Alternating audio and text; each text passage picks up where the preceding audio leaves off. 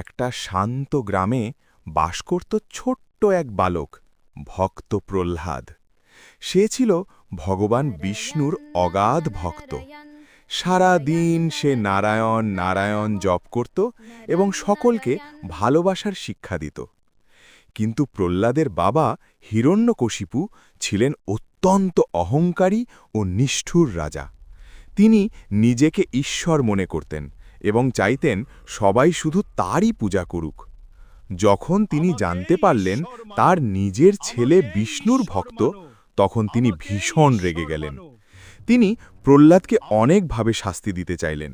কখনো তাকে উঁচু পাহাড় থেকে ফেলে দিতে বললেন, কখনো বিষ খাওয়াতে চাইলেন, আবার কখনো সাপের মাঝে ফেলে দিলেন।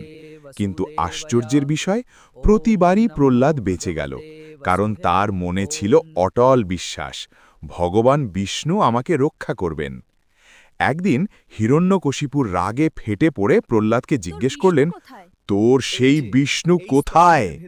প্রহ্লাদ শান্তভাবে বলল, ভগবান সর্বত্র আছেন, এই স্তম্ভেও আছেন। রাগে অন্ধ হয়ে হিরণ্যকশিপু সেই স্তম্ভে আঘাত করলেন।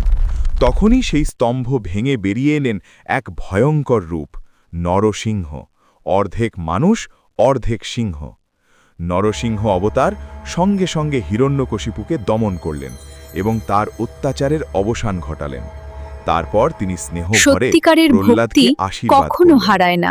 এই গল্প আমাদের শেখায় ভগবান সত্যিকারের সবসময় ভক্তি ও ভক্তের বিশ্বাস পাশে থাকেন। থাকলে